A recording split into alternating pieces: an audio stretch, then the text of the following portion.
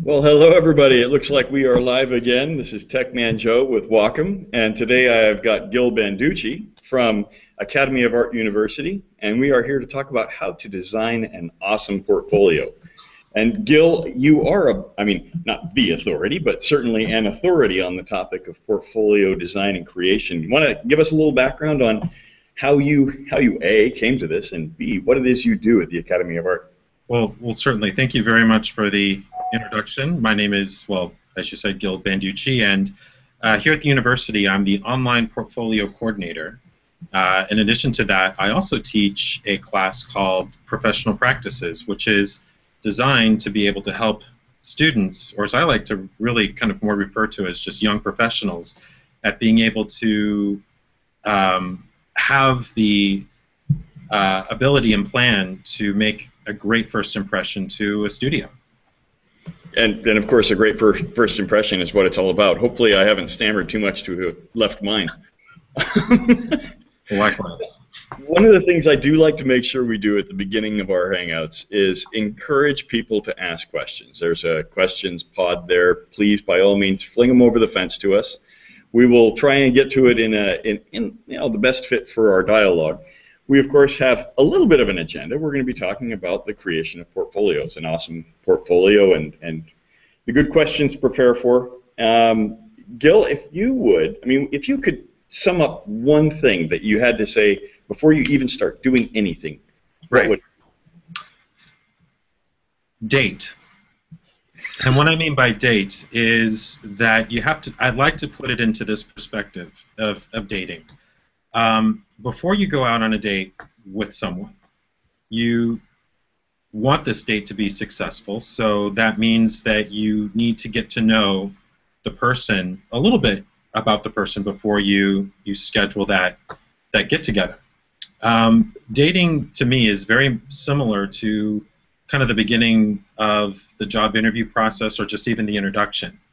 I will make this make sense by explaining it a little bit more clearer, is that when you are sitting across from someone when you're dating and you're wanting to be able to kind of sell yourself as being engaging and interesting, you want to be able to know as much as you can about the person that you're sitting across. The same really goes for any type of studio introduction when it comes to submitting your work and submitting your portfolio or your reel, is that you really need to know the ethic and you need to really know the interest of the studio before you just hit send or show them your work. That's pretty concise. And in fact, one of the questions actually that came in that I do want to make sure we address on the front end, would you say this is a portfolio building hangout? Would you say it's for artists specifically, or is this a generalist approach to portfolio creation? Well, it's appropriately general, I would say. I mean, a first impression is a first impression. I mean, that's really the fact of what the ethic of what a portfolio should be. Is every time that you make your portfolio public, being an online reel, demo, what have you, that you have to look at it from the perspective of your audience, like them imagining them seeing it for the first time and really not knowing who you are, but rather judging your strengths on your work. And we're certainly going to get to the do's and don'ts of portfolio review, or portfolio, not review, but portfolio creation. Right. You made reference to you're making a product. Right. Can you elaborate on what you mean by the product? Well, sure. This really relates to the animation and VFX industry at large, is that these shows, and when I say shows, that term is used for project. The projects that these studios produce, there's not only just a huge cost, physical costs that went into the materials that you will be using, but those materials are there to sell a product, which a product is a movie ticket to a video game to TV show. I mean, those it's a product, and when it's something that big and something that exciting, you really need to kind of open up a little bit more perspective on that. The work that you are doing, it's more that you are contributing to something really, really big, and that already has a purpose. So I guess when I saw this, when you're making a product, when you're putting your portfolio out there, your objective is really to describe or to demonstrate how you can contribute to their product. Well, it's more. Well, to back up a little bit, an artist in this industry essentially is a resource, is a tool in a good sense, to where they offer a strength, they offer a talent, they offer a need, and the majority of the time when a job listing is made public, or when a studio needs something done, they are looking for something very specific. And as an artist and as a young professional, it's really important that you really understand and that you know exactly what it is that the studio is looking for, and to really pay very close attention to the job listings, or just what you were referred to bring to the studio in any medium, that you really pay very, very, very close attention to what it is that they want, and to use that as being the starting place in constructing your reel and or portfolio. It would be the same if you know, kind of going back to the date thing, if I'm on a date with somebody that might have a peanut allergy, you know, I'm not going to you know, suggest, you know, we go to Thai and have you know, a dish that involves many of those nut oils. You know what I'm saying? It's that I need to really know exactly what it is that the studio is looking for before I cut together my reel. And of course, I'm distracted by the Jim the Peanut right behind your head, which is well, that's context sensitive. That's Jim. I apologize for that. Oh, not at all, not at all. No, so I mean, I definitely have a better appreciation for what you meant now by the, you know, the product and so context, basically relevance. So if they have a post up for a particular, you know, facet of the animation industry, don't go putting forth a portfolio that describes. Let's talk about that a little more. A lot of students, what they do is that they have a reel that they put together along with a cover letter, along with a resume, this first introduction, and they keep all this just there sitting on their desktop. Or they, my reel's put together, blip, blip, blip, it's done.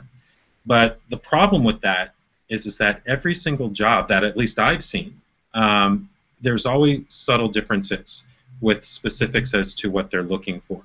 So before you submit your introduction, your cover letter, your reel, your resume, you really have to pay very close attention to what it is that they're looking for. So that way you can design this first impression to be specifically to match what they want. To meet their requests, basically. Right. Well, that's spot on. And now you made, you know, I'm looking through kind of some points or bullet points that you wanted to make sure we touch on through this. Sure. And I think that what we just talked about also goes to a question that just came in from Stephanie, which is, as a 3D artist putting together a portfolio, even if it's just for 3D art, how important is 2D art in the portfolio? And I thought that's a good question, and I don't mean to sound blunt when I say this, but good work is good work. And if it's something that is supportive to the position in showing what your strengths are and gives experience, great. However, there should be an appropriate place to put it on your reel. That you know, I'm imagining, Stephanie, that this would be a 3D position that you would be applying to. You wouldn't want to have 2D artwork or 2D production work or illustration work kind of ahead of what the company is doing or looking for. Got it. Got it. Now, It's forced. It's forced. I like to use the word forced. It's that when you force something in just for the sake of needing or feeling like you have to add content to your reel, it never works. And so, yeah, no, exactly. It's you had mentioned it right out of the gate, which was be concise. Right. I think that really nails it. Now, to the point of the contact information, you mentioned a cover letter, and I think I know where you're going with this point. But how does one present their contact information? What best advice do you have for presenting solid contact information, and what's the format? What are studios expecting now? Well, all right. So as far as the introduction goes and contact information goes, reel, that's fairly self-explanatory. I mean, obviously we want to put our appropriate introduction and titles on the beginning of a reel. That's a given. What will really separate an artist from the droves of your competition is just being able to write a very clear introduction with stating that you want the job, and just being able to have a cover letter or just an introductory email, just being very specific in what your intent is. It's like I've seen just many cover letters and reels in my day, and I know a lot of people that work at studios and that have some association with hiring managers, and it's unfortunate because a lot of people just get too caught up in these introductions where they write, "Hi, my name is Jeff, and I like your company very much, and I hope you had a good weekend, and I think you're really neat." And the reality is that these people that review these introductions just don't have time for these long introductions. They want to see what it is that they asked to see, and which is you and your strengths. Yeah, and you had mentioned one of the things that we were going to cover was keeping it short and how important a clean, concise. Really, everything I've heard and the number of people that I've talked to about portfolio creation, the importance of only your best work. This is one of the situations where really less is more. Right. Absolutely. Just in a nutshell, a reel really should never exceed 2 minutes, and that goes for an industry professional that has been in the industry for 10, 20, 15 years. That's my opinion. That I feel that you should, as an artist, be able to show what your strengths are just right out the gate. So with concise, we talk about what the studio is looking for. There's this desire, I think, from everybody to put in as little work as necessary. If they're job hunting, they're probably putting out a lot of these. How much can one get away from with a generalist approach, or is it really critical to cater each reel or each presentation, if you will, each portfolio? It's too competitive to have a general approach to this, honestly. It's that you really have to take the time to get to know the studio in which you are applying to, that every studio has their own brand. Every studio has their own look. Every studio has their own culture. And, I mean, to anyone in this field that is familiar with what is in production right now should be able to just turn on the TV or just walk into a room anytime and see a scene from any of the top animation studios out there, and should be able to immediately gauge and register, oh, this is a DreamWorks show, or this is a Pixar show, or this is what Disney. I mean, everybody has their brand. So when you make an introduction to be a resource for that brand, you need to know it, and that needs to be priority in in your work. But the tricky thing is that you don't want to copy. It's like you don't want to be able to copy exactly something, and I'm speaking broadly here, that has been done before, mainly, especially relating to concept artists. I mean, you have to have your own voice, but at the same time, that voice does need to be appropriate for that brand. Got it. No. And you covered off on something I was actually just going to go on, which is the importance of still establishing or being true to you and your art form, because be careful Right. be careful what you put forward, Mm-hmm. because if you demonstrate something you don't like doing, you might find yourself getting stuck doing it. Right. Right. Michelle asked a great question, and it's kind of along Stephanie's lines, was, what should compositors focus on, or should it all hinge on a reel? And I guess to kind of build on Michelle's question is, how important is it to show breadth as well as depth? Well, first of all, hi, Michelle. Good question. And I don't know if I said hi to Stephanie either, so. It's all good. All right.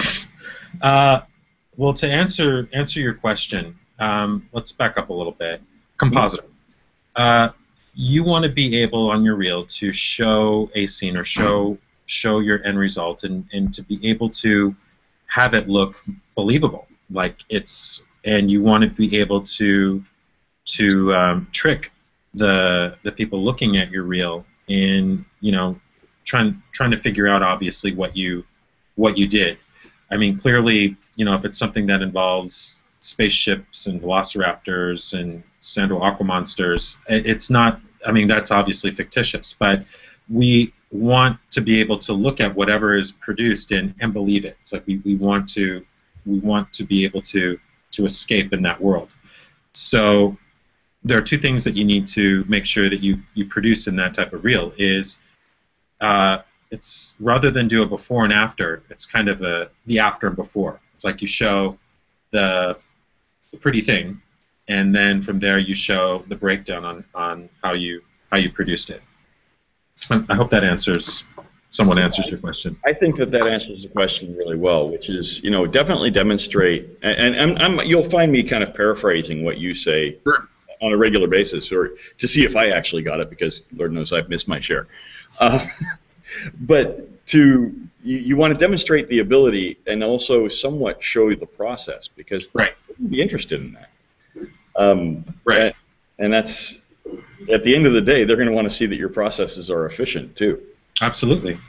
And so we've covered off a little bit on the researching the projects in production to an extent, at least kind of answering that last question.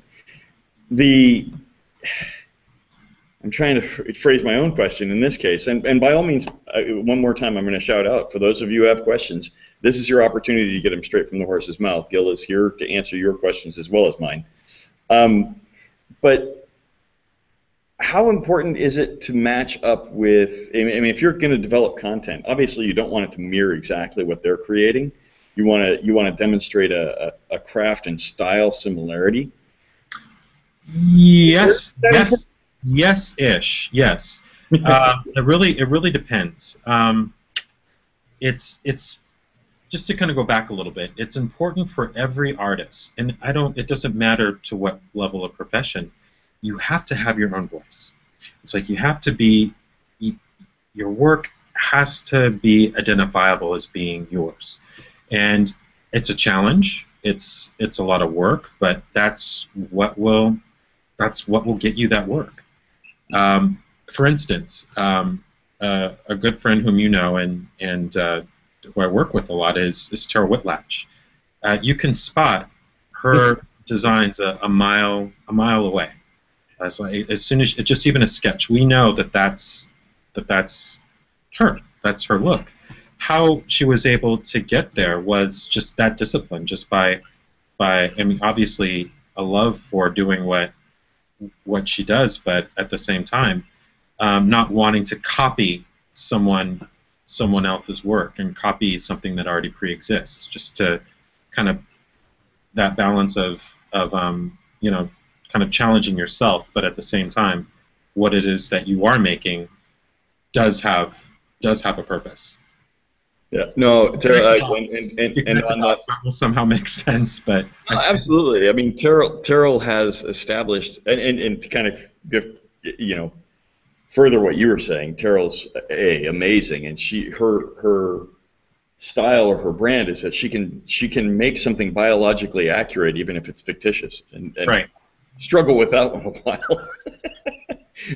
But no, I love the bullet point that we have up next because I know exactly where you're going, and it's something that's so tragic because it's so common, which is whining. Tell me Whining. what you mean by whining.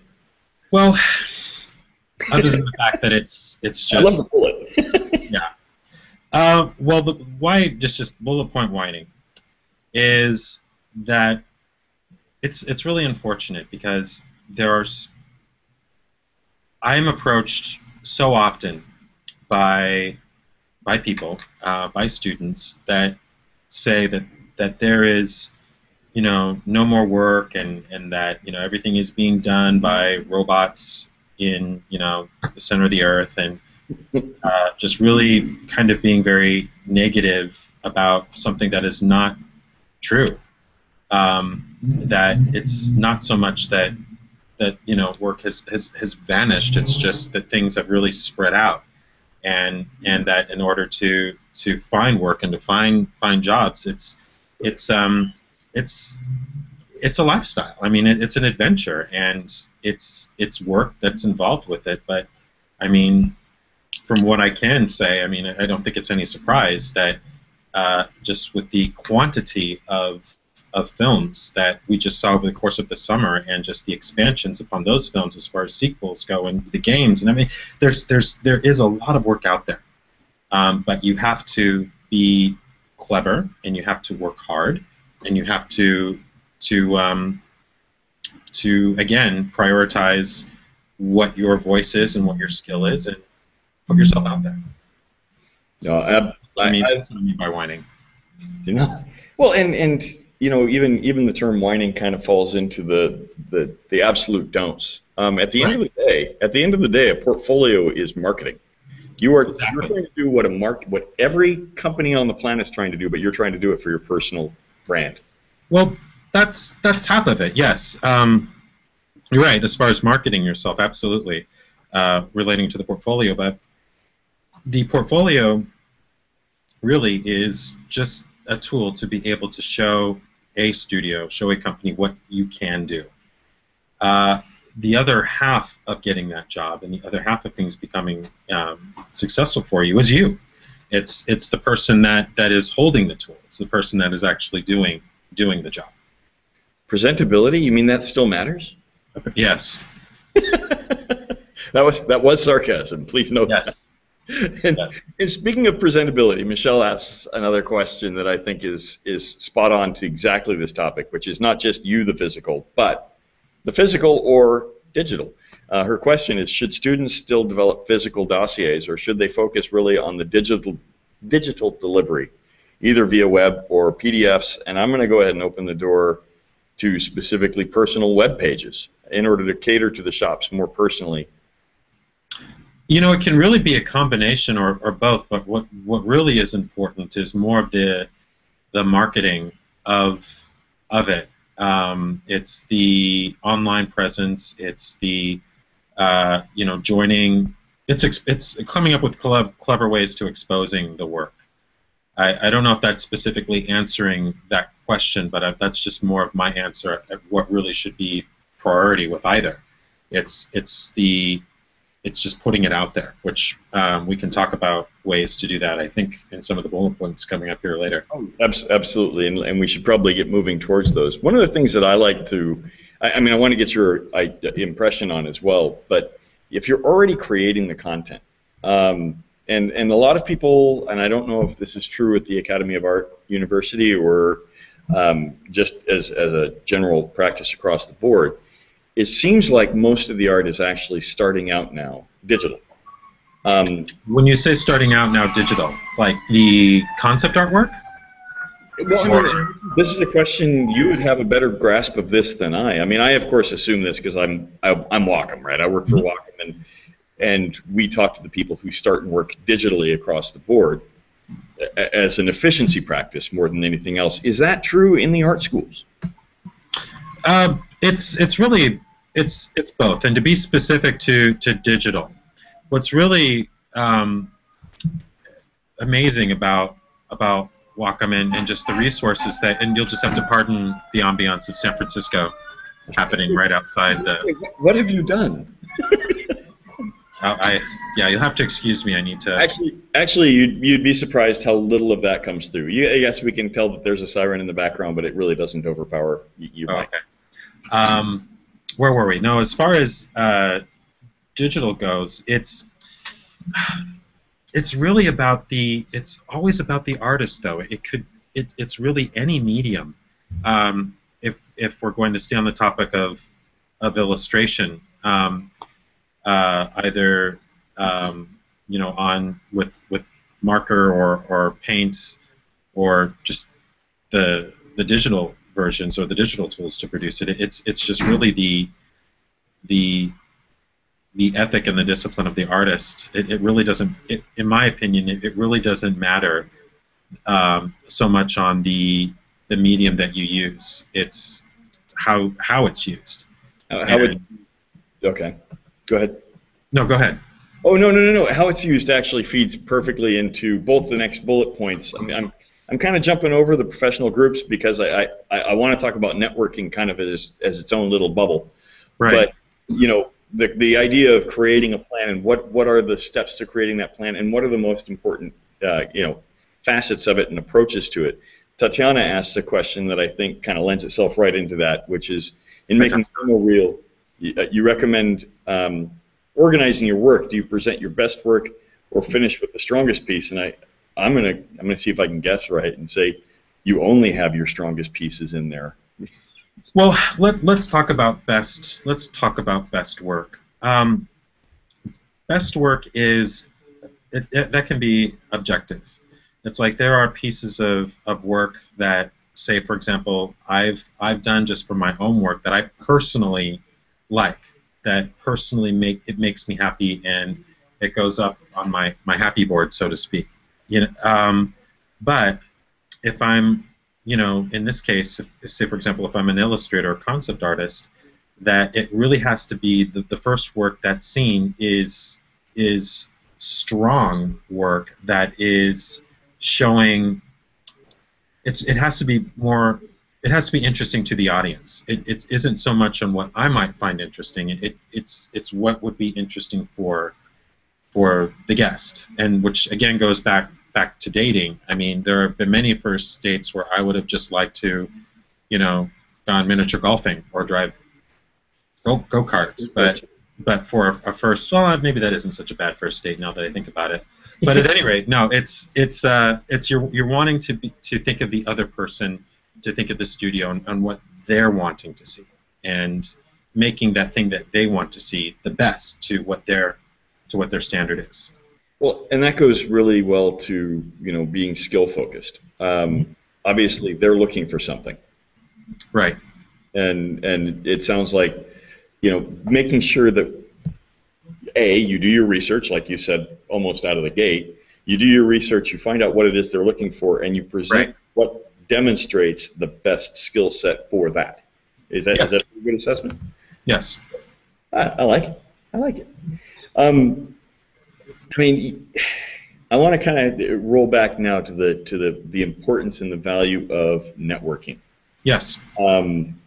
You mentioned joining professional groups, and I think that's absolutely. I won't say the beginning, because a lot of the people in this audience are already past the beginning, which is the most important network you have is the ones that you're going to class with. Right. I mean, everyone I've talked to, from Academy of Arts University and Ringling and the biggest colleges in this industry, everyone says that their most powerful network are the folks that they've met in school. That is very true, and let's talk about that. And I say this to my students when I begin. I think I typically do this the beginning of the semester, but I address the class and I say this. I say, what is happening right now is incredible. This is really amazing, and that is that we are a room full of just us right now. And for 15 weeks, it's going to be like that, where it's just going to be us together in this room.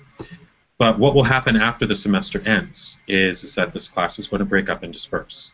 And never again will we have that same kind of we're all in one place again. But what does happen as time goes on, and that one class that had these 20, 15 people, 1 year, 3 years, 5 years will go by, and they're just going to be spread out. That some will be, at say DreamWorks, some will be at Disney, some will be at EA, some will be at Blizzard. And what happens is that you have an opportunity. You have an opportunity to reconnect with those people that you once sat next to. Now, what I encourage my students to do is to take advantage of the time that you have where you are literally sitting next to each other now. And I explained that, that you will, in this industry, things move fast, studios open up, studios shut down, studios move over here and then there, is that your future job, the job that you use to pay your mortgage, the job that you use to put braces on your kid, that very important job could go away, and that you need that income, that you need that, you need this. So a quick resolve, and I've seen this happen actually, to where a friend of mine where found out on a Friday that they were losing their job, that the project that they were working on for whatever reason was terminated, but because of the contacts that this person had, that they were successful at just jumping on Facebook, just jumping on online and being able to just immediately reconnect with people that they kind of had already kept some rapport with, and just saying, hey, do you know if your studio is hiring? And a lot of those cases, it's yes. And to kind of give yourself that very important option or plan in the future, that right now that it needs to start, that you need to really work together, communicate, collaborate, get to know, because in the not even the long run, the short run, it will really help you out. Actually, this is an element of the portfolio process that I haven't dug as much into as I like, because and it's something that really speaks strongly to me, is your portfolio is more than your work. It is right. It's your portfolio of friends, and I don't mean to talk rashly, but quality friends. And you make mention of positive people. Not just positive people, people that inspire and people that support. The value of keeping those people around, they support you and value you because you bring value. And that's the kind of enthusiasm that on the inside of a company you're trying to get into is invaluable. Mm-hmm. I mean, it's you can't beat that for a portfolio support. Right. And just this might be somewhat off topic, but I like to bring up too, is that once you're in a studio, once you're actually working, it's not like you can just, I've hung up my need to be social and network and grow. No, it's you're on, and that you really have to perform in that respect as well. I mean, you have to be a pleasant person to be around. You have to be approachable. You have to show that you work well with other people. And once you're in, we're kind of going beyond the game of portfolio to some extent, talking about the already having a job. But the reality is, and you pointed it out, it's devastating to lose that job, and a portfolio has to be immediately accessible and ready to roll again. That industry knowledge, that industry community that you're establishing, starts right now in school, and will be with you forever if you are worth your weight in salt as far as human being goes, and you don't tick people off. Which is a point that I want to get to, which is the not to dos. If I had to call out one not to do, I would say don't tick people off, because that message gets out there. What are those lines we should share? Yeah, I know what you mean, and we're all human, or I'm assuming we are. There might not be out there, but that's okay. That we all make mistakes, certainly, but no, I do agree with you that your reputation is so important, and that I kind of use that now today. Just when something happens to where I feel I want to react a certain way, I kind of have had to learn to put a little filter in front of me to kind of go through first, just because, yeah, like you said, as big as an industry this is, it's actually fairly small. Yeah, and people know each other. I've learned that, just in the number of folks that I've talked to. Absolutely, people talk. They talk. Yeah, absolutely. Actually, this kind of segues nicely to something else that we were talking about, which is, can you expand on where work is? I mean, we're talking about, creating something that's desirable for a company. Mm-hmm. Who's hiring? Where is the industry going? Not just physically, but with its needs. Well, if we had like 3 hours, I would be able to really, we could pontificate for hours. I could break this down for you, but I'll do my best to do it in a minute or so. In my lectures, one of the things that I do is I ask the class to identify studios. I ask the class to say, just throw a production studio out there, and this is what I get. There's Pixar, Disney, DreamWorks, Leica. Yeah. And it's this long kind of where it's a lot of looking up here, and I'm not kidding when I say ask a room full of artists who are working towards being in this industry. I get maybe 30 studios just off the top of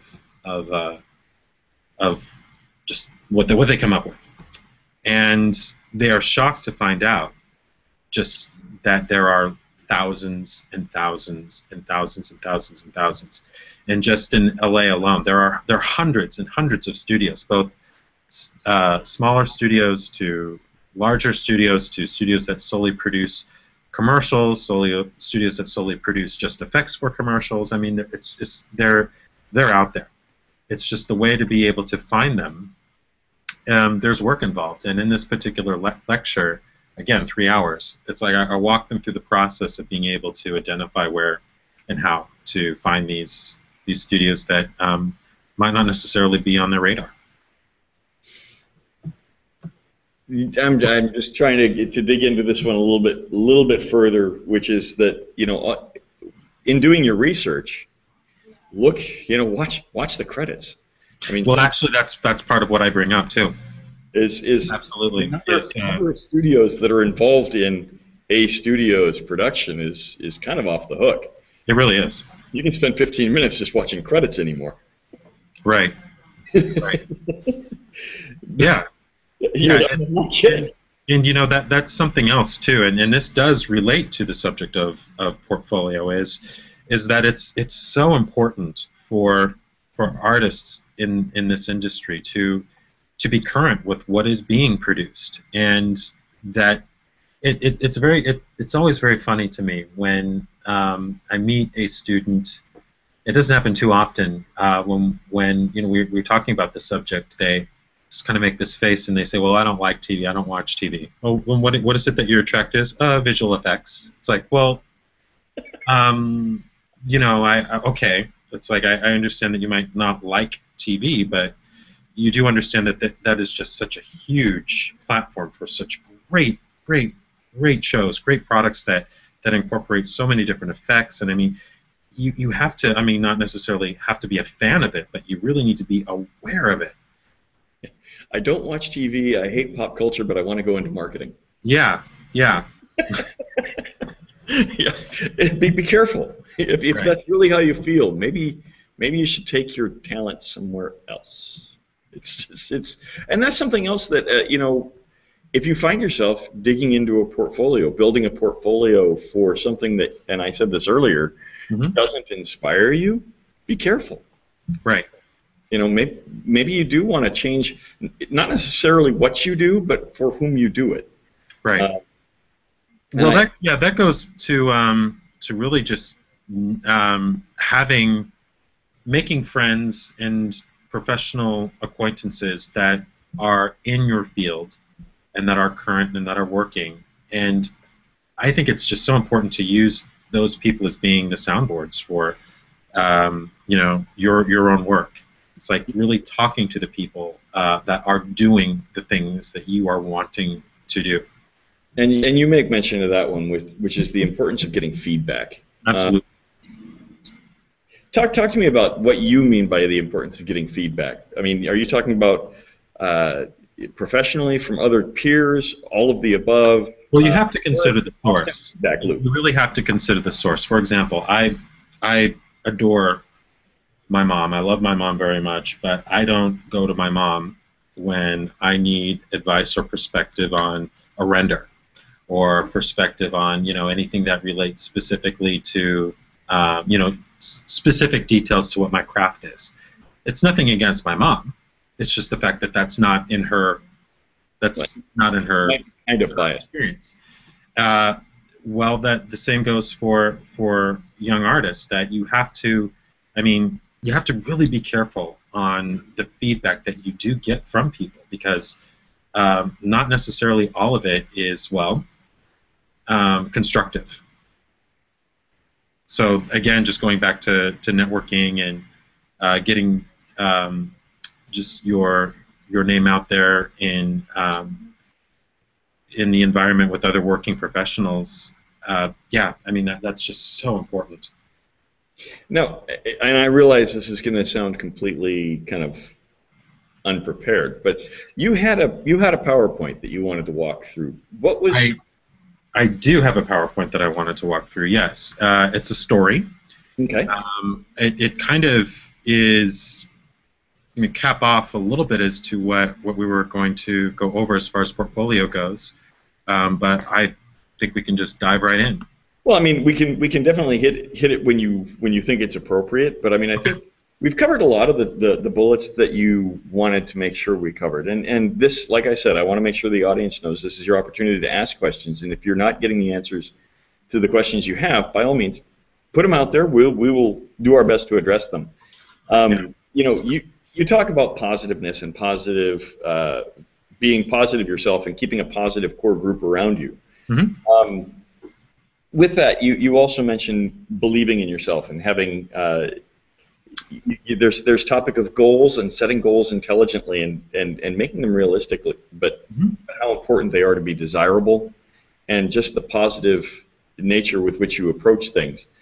I think I realize there are individual bullet points, but they seem to all relate to one another to me. Do you want to talk a little bit about the importance of goal setting and positive attitude? Well, sure. Yeah. Well, the thing about goals is, all right. I'm here. I'm here in the city, San Francisco, and I live across the bay, out towards Pleasanton. So my goal today is, at the end of the day, to go home. It would be impossible for me to step one foot out the door from this office and to be at my doorstep at home. Impossible.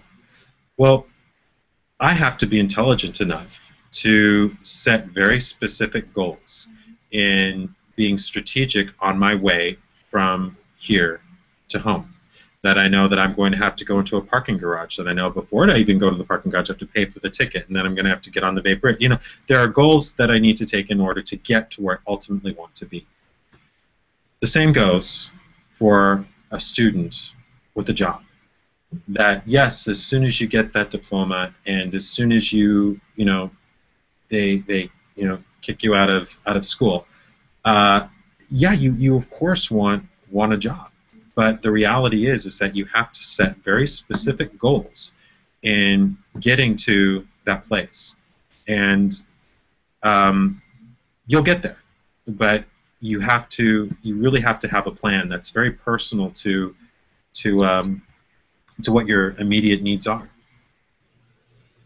Yeah, and definitely presenting yourself positively is Absolutely. it's a trick. You know, I've been now with Wacom for 14 years, and I've had a long reputation of my positive energy comes from my desire to help people, which is kind of Right. what I need to land in this position.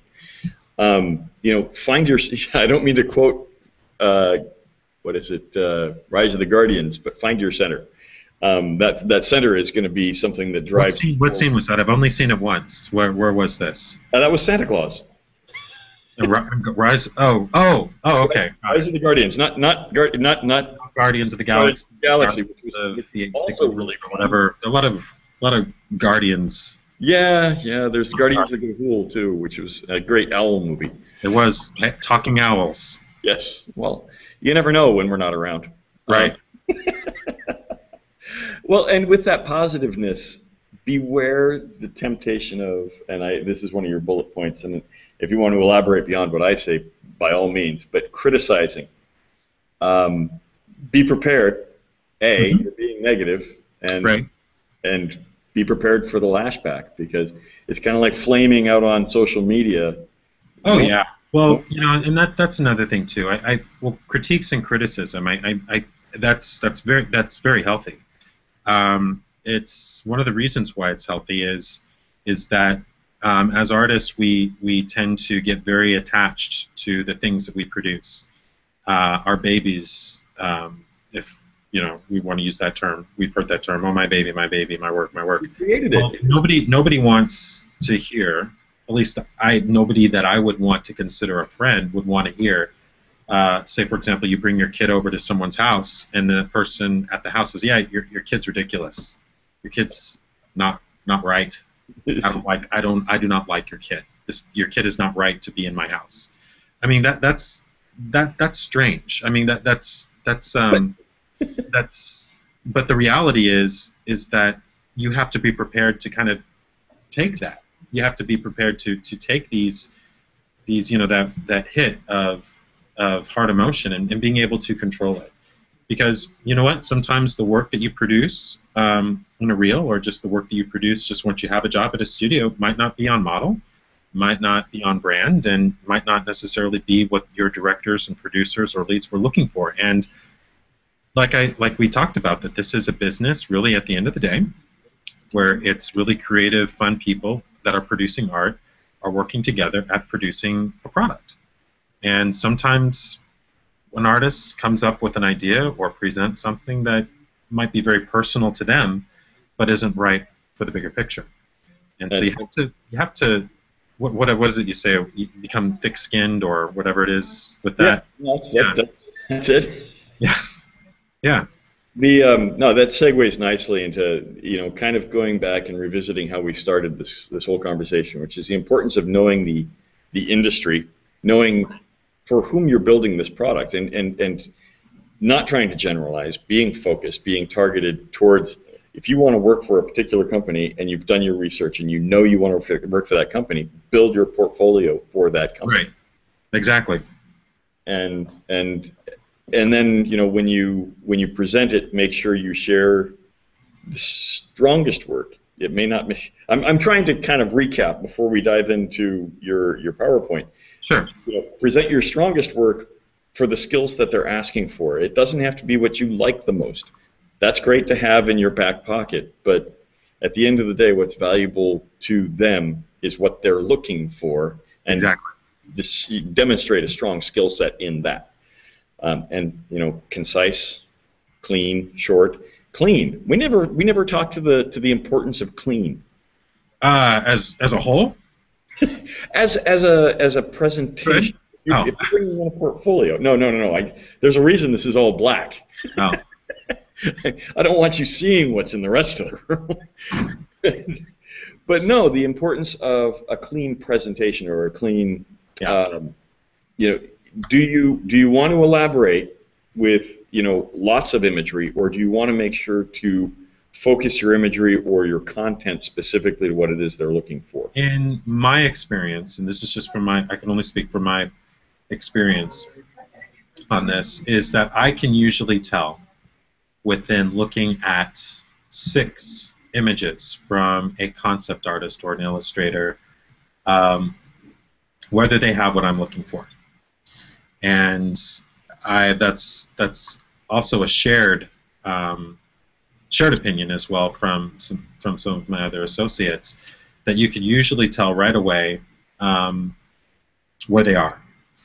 And it's very important for any concept artist, illustrator, or just anyone that works in that medium, that you need to be able to just, on a website, on a blog, just even in a physical portfolio, you have to start with just the best representation of your skill. And just to kind of, I know we're moving on, we need to be good with time, we need to move along, but you need to be able to let an art director or let a producer look at your work, look at what you've produced, and to be able to kind of get inspired and just kind of like think of ideas about what's, and think of stories as they're looking at your piece. It's like you want to be able to provide imagery that's going to make these people want to play with your work.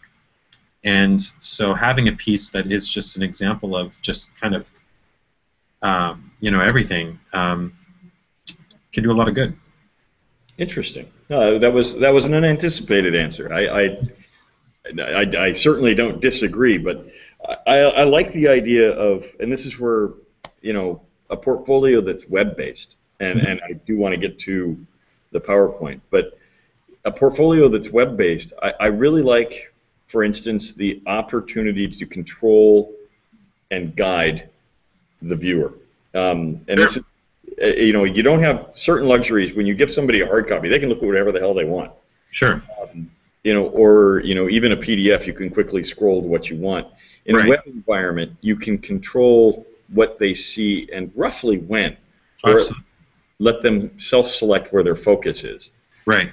And so when that's one of the things that your impression on a personal website as a portfolio versus other forms. If you feel like voicing your opinion on the topic, but it sounds like you're kind of in agreement. I think this will be my favorite quote for the day. I like websites. No, it's a great tool, obviously, and but to go back to things being clean, as an artist, you're being judged on all aspects of aesthetic, and people that just kind of throw together a website and really not take the aesthetics of composition, the color, the fonts you use, and just the overall layout. If that's something that's not a priority, it reflects negatively on them. I actually just in the classes that I teach at the university, I grade based on web sign aesthetics. That's all part of the first impression, and as important as your portfolio. Excellent. No, that's great to hear, and that goes kind of to the point of 2 questions that just came in, and then we can jump in. Sure. The first one, I love the question because it, of course, lends itself to a fun discussion. Is painting original fan art a good way to be noticed by studios like Blizzard and Riot Games? Mm-hmm. I'd love to hear where you go with this, but I also have kind of a fun story, based on an artist I know at one of those game companies. One of those that you just mentioned? Yes. Okay. She actually got her start by doing exactly that. So as much as, is it a good way? It is a way. And if you're talented... She got her start by doing what exactly? Fan art. Fan art. Oh. Well, It's a pretty specific genre. So all right, so this is where I don't want to mislead. Don't send me emails, please. I am not an uber fan of fan art, and why that is it takes up the real estate for originality in a portfolio. Although I know a lot of very successful concept artists that do devote time to doing their own takes on on a few characters, but it is those characters that they do are so in their own voice and just so really kind of off-brand to where it makes it interesting. It's people that just kind of do a carbon copy of a carbon copy of a carbon copy of kind of a, and again, I don't want emails about this. No, I totally agree. Like this kind of anime-y, My Little Pony-y stuff that's out there. You know, that's fine. I mean, we all have our fun, happy time hobbies. I like to collect succulent plants and toys from the '80s. Great, but I don't put that in my. I wouldn't put it on my resume. Yeah. No. No, and that's actually that's a brilliant take on it. It's, you know, if you're going to do fan art, and this is, I think this is true of the person who's going to leave off this, it's important to establish your own voice. It's exactly. Just exactly. Like writing, I've seen some beautiful representations of you know, characters from pop culture that have been done in very fun and interesting styles, and it's all very interesting. It's neat. It's fun to see. But again, it's a fuse between an identifiable character, but so done in your own voice. So it's kind of my long-about way of answering that question. If it's good, and if it doesn't take up too much real estate from original work, then yeah, it's fine. So this one's going to ask us to basically sum up everything we said anyway. So I like the question so that we can jump into your example. The question is it risky for a student to only develop a portfolio to a target company, say Blizzard-style portfolio? That's a really good question. Here's the thing. Go ahead. If you want to increase the odds of exposure, then you have to produce more to expose. That you need to be able to create a portfolio that is specific to the job it is that you're applying to. I encourage associates and students to design a variety of different portfolios and a variety of different reels. It's something that you're always going to kind of having your hands in, and I don't believe in there being kind of like, I finished my portfolio and I finished my reel. I'm done. That no, it's something that you're always going to be adapting, and it's always going to be changing, and that's always going to be made specific to the client. It's like, again, going back to dating. If you're dating two people at the same time, not going to judge, whatever. That's stupid. I'm sorry, but you're not going to. I mean, you're not going to force the same interests that you would on both people. It's like you'll want to, you know, kind of know about each person because each person is different, much like each studio is different, and much like each job posting is different. Yeah, and I totally agree that, you know, I don't mean to say that yes, you should create a targeted portfolio. No, actually, that's exactly what I mean to say. I think that a targeted portportfolio is exactly what you need, especially with the kind of competition that's out there today. Absolutely, absolutely. You can't do it with a generalist approach. No, that's we have to be careful with that term. You know, in some contexts it's fine, but often when people say, from some of my experience, when I ask, you know, when I want to get more specific about wanting to know about a person's skill set, and they just say, well, I'm a generalist. Sometimes that means that they themselves really are not very good at one thing. It's like that that's kind of their cop-out. And I'm not saying that that's every generalist that's out there. I think that it's important to be versatile and have a vocabulary in all these different mediums, but you have to just be careful on how you use that. Yeah, and I don't mean to naysay or badmouth generalism either. Oh, it's great. Yeah. Being broad, being strong in a broad spectrum is fantastic, but it's not what they want to see. And that's why I like the web design website approach, which is you can focus their energy with a specific link, take them to exactly what they need to see, and let them delve from there. And that's why that approach is so valuable. So with that, I'm ready to take a look at what it is you had to share, because I haven't had a chance to see it yet either. Okay. Well, what? This is a treat. I thought for fun, we would end with a story. And much like I like websites, I like stories. And let me make sure I'm doing this right. Here, I'm going to open up the PowerPoint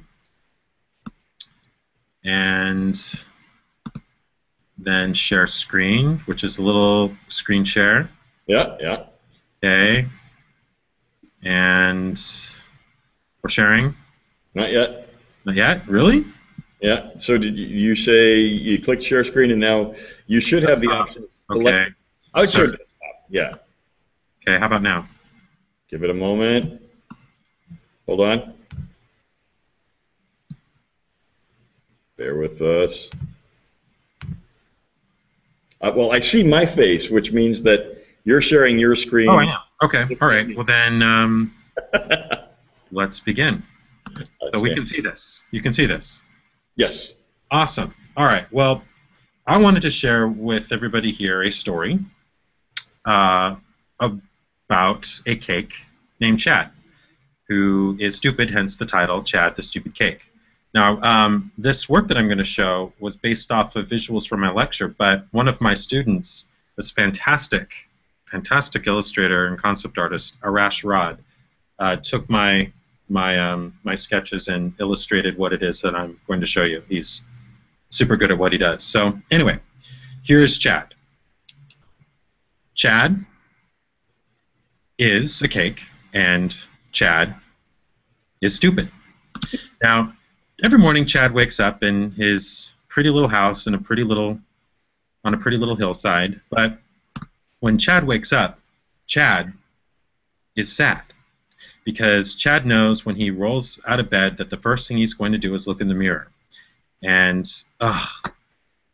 he's bummed out. Why he's bummed out is he gets up, looks in the mirror, and he wants more than anything in the world to be a cake. In fact, he wants to be a cake so badly that he's obsessed with it. After he's done looking in the mirror, he'll watch hours and hours and hours of TV shows about how to make cake and cake in general. And when all the shows are, you can't find any more shows on making cake, what Chad will then do is just draw cake on pieces of paper, cut it out, and slap it on his bedroom wall and just stare at that for the remaining of the day. And he wants more than anything to be that. He just wants to be that.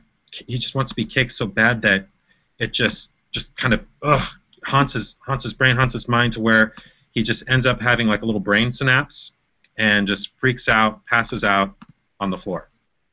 And this is routine for Chad. This is Chad's every day. This is his existence. But on this particular day, the fall on the floor was so loud from Chad that it attracted attention from his roommate at the house, which happens to be a Warlock ham. Now, the Warlock ham, just came in the room. That caught his attention, and Chad was just explaining, yeah, it's this thing I do. I'm just so, listen, Warlock ham, I just want more than anything in the world to be a cake. I want to be delicious. I want to be good, but it's just not happening. Well, Warlock ham informed Chad that, well, being a warlock, you have the abilities to perform magic and whatnot, and he decided to show Chad that some of his powers, which was his magic scepter, and asked the magic scepter if there was a way to resolve this problem. And sure enough, the magic scepter, upon being waved, flashed and shot magic in front of Chad and revealed the answer to his problem, which is that there is far, far, far away a mountain, the tallest mountain in just the world, and that if you make your way to this mountain and you climb to the top of this mountain, you will become in proximity with wishing stars. And the amazing thing about wishing stars is that they, in fact, grant wishes. So, there's your answer, Chad, said the Warlock ham. All you need to do is find a wishing star and make a wish, and your dream should come true. But I should warn you, said Warlock ham, that the way to this mountain and to these stars, it's not just around the block, it's super far away, and that you are going to need help, that you are going to need protection for this trip. So with the wave of his magic scepter thingy, transform Chad, or put on Chad, the top of his head a helmet to protect him from the elements above. in addition to that, a shield to protect him from the elements forward. And, of course, a sword to cut through any obstacles that come into his way. Well, Chad was ready. Chad had everything that he needed to make this journey to find his wishing star. So, away Chad went and shouted back to the Warlock Cam, "See you later, I'll avenge you." And the Warlock Cam said, no, that you don't, avenging does not, it's not in this kind of context. It's for something else entirely, but I get what you mean, Chad. Off you go. So away Chad went. And sure enough, along his way, he did, in fact, encounter objects coming forward. And the shield did protect him from the elements, from freezing him over. Same thing with the helmet, that along his way, that the helmet came in useful in being able to reflect the hot sun from burning him up. And, of course, that sword came in handy for being able to cut through those obstacles that were in his way. Days became weeks, weeks became months, and just Chad kept going and going and going, determined to find this wishing star. Well, sure enough, the day came where Chad finally reached the mountain. But the journey wasn't over yet. That Chad needed to climb and climb. And, of course, along the way, dragons, robots, and aliens, still hurdles that he needed to go through, but still climb, climb, climb, climb, climb. And eventually, he reached the top of the mountain. So once Chad got to the top, sure enough, he saw the wishing stars.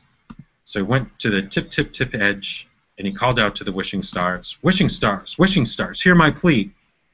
A delicious birthday cake I wish I could be. And after that little prayer, one of the stars began to shine brighter than the others and began to approach Chad. It was a beautiful star, beautiful star. Well, when the star came up to Chad, "What do you want?" said the star. Chad went right into it. "Oh my gosh, I can't believe you're real, you're true. Listen, wishing star, I came all this way. I fought dragons, I went through hurricanes, I cut through just thick jungles, oh my gosh, it was just a nightmare to get here, but I'm here, and listen, it's been my goal, it's been my dream to be a cake. I just want to be a birthday cake so bad. I aspire to be one, I want to be one, and then whoosh. I'm sorry, what?" said the wishing star. You are a cake. I don't understand what's going on here. You're clearly a cake. I mean, hey, is this some kind of joke? Hey, Jerry, get over here. This guy, he came up all this way, and he doesn't realize that he is already a cake. And here's the funny thing, is that I actually think that he's serious. I actually think that he does not realize that he is a cake. Yeah, he's stupid. And the stars just kind of laughed at Chad. And Chad had nowhere else to go but back home. And he was just puzzled. It was as if it was just, this made absolutely no sense to him. So Chad went back home, back to his room, and just started to stare at the wall again. Confused. Really confused. Well, in came the Warlock Cam again, and Chad said, "Look, the strangest thing happened. That big trek that you sent me on, I went on it, and I connected with the stars, and the stars laughed at me, and they called me stupid, and they said that I was already a cake." "Well, of course you're a cake," said the Warlock Cam. "You've been a cake since you've existed. You've always been a cake. And sometimes, Chad, you have to know that you're a cake. And sometimes, in being able to know that you're something, you kind of have to go through some stuff. And once you kind of figure that out, it's quite amazing that you realize that you've been that thing all along.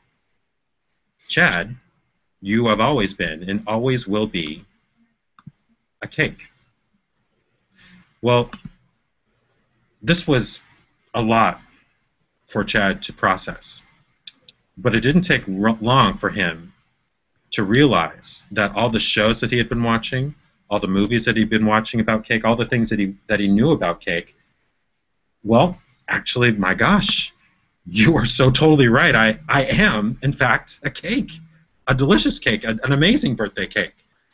And this was just amazing for Chad. And Chad, for the very first time, Chad was glad because he could now finally do what he'd always dreamed about doing, what he always wanted to be, which every cake wants to be, which is to be delicious. And Chad was, in fact, a very delicious cake. The end.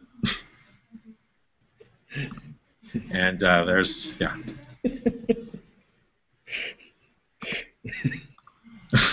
And there you have it. The stupid cake. That is Chad the Stupid Cake. So how do I stop sharing here? Oh, you did it. You're no longer sharing. All right, great. So that is a story, an intentionally weird story that I share in class to artists, that when they come into class and I ask them to introduce themselves, at the beginning of class they introduce themselves as, "Hi, I'm so-and-so and I'm a student. Hi, I'm so-and-so, I'm this. Hi, I'm so-and-so and I'm that." And it's a shame because you are already that artist. You are already a concept artist. You are already an animator. You are already these things that you want to already be. There's, of course, you have to improve. Of course, you have to grow. Of course, you have to go on a journey to discover more things about the practice. But never let that take away from the fact that you are already that. And yeah, you are already cake. You're cake. You're cake. You are what you set your mind to be. You know, exactly. And yeah, I mean, believing in yourself. This goes to the heart of how you present yourself in everything you do, and the heart of everything we've talked about, which is, of course, being positive, being concise, and putting yourself out there. Hello. That's right. That's right. Which is the whole point of a portfolio in the first place. Precisely. I do want to wrap up and respect people's times, but yes. But I also want to honor the questions that did come in while you were sharing, Chad. Okay. And I think we've kind of addressed is it good to present in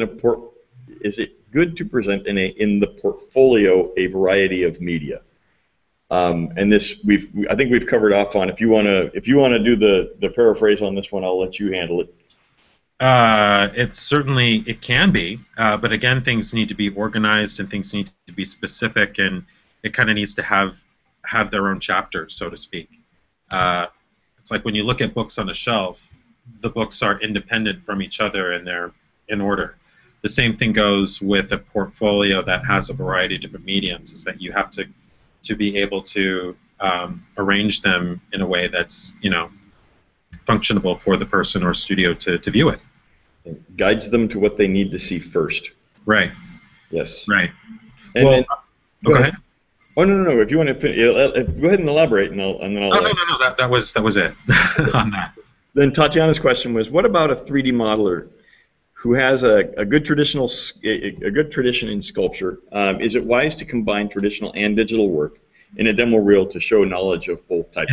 In that medium, absolutely. Sculpting is sculpting. Sculpture is sculpture. And if your strengths are in any of those mediums, that's very important. And especially for anyone that is a digital sculptor, to be able to have the experience and to have the ability to do something real that's huge. That's big. Excellent. And then the last question, which isn't actually a question so much as an ask of you, which is we have a question about the lecture and how we can get more about what you've shown. How does one find more of what Gil Banducci has to offer than just attending Academy of Art University, or is that the only way?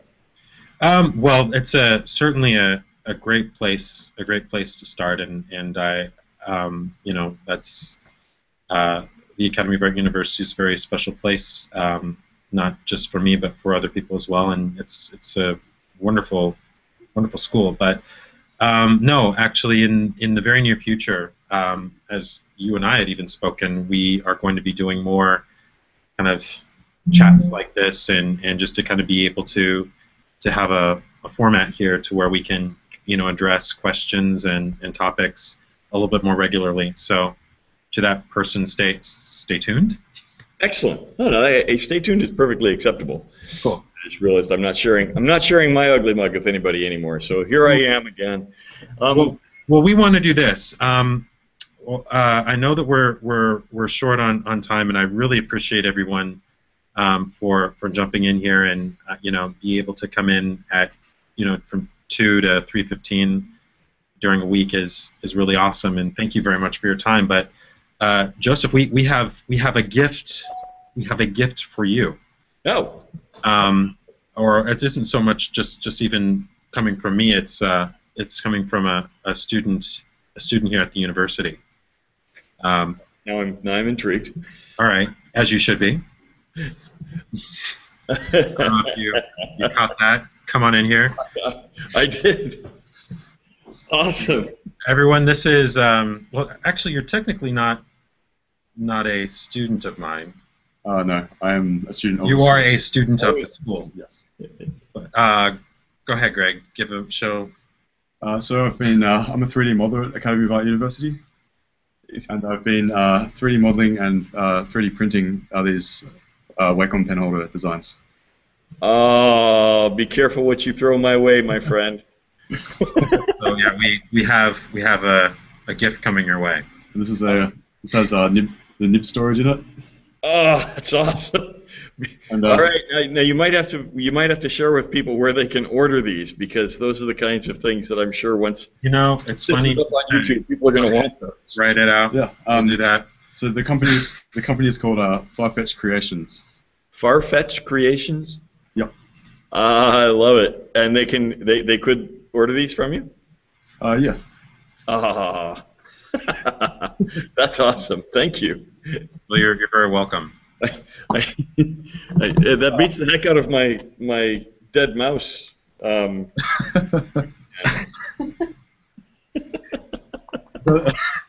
that legible? I don't know if it's legible. Here we go, Greg. Fetched Creations. we are.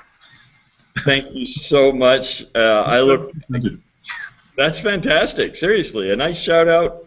Thank you, Gil, for You're all. very welcome. Thank you, everybody, for the great round of questions. Those were absolutely, essential. Those are the questions that you guys have. Those are what we want to answer for you.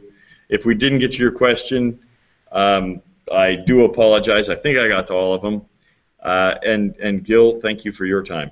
You're very welcome. And I just want to encourage anybody that's listening to this now, and when this is out and recorded, I just want to leave with this: is just go out and do stuff. Go out, draw, connect, join collaborative projects. Just get out there and just don't feel intimidated. Don't feel that you don't. I don't want you to feel like you're underqualified to apply to a job. It's people get jobs just right out of school, and you don't have to be this 5, 10, 20-year veteran. It's really important that you just show what your strengths are, and that you work hard, and that you get along well with other people. And it's those things that I've seen people practice and just have amazing careers. Yeah, you'd be surprised at how far just being human will get you. Not trying to be something other than what you are. Right. This goes back to our friend Chad. Yes. All right. All right, you guys. Thank you so much. And for those of you who didn't catch it, Far-Fetched Creations? Yes. Yes. Where is it? Farfetchedcreations.com. Far-Fetched Creations, yes. All right. Thank you all. Thank you. And if you didn't catch all of this, it will be on YouTube. Thank you. All right. Take care. Have a good afternoon, everyone.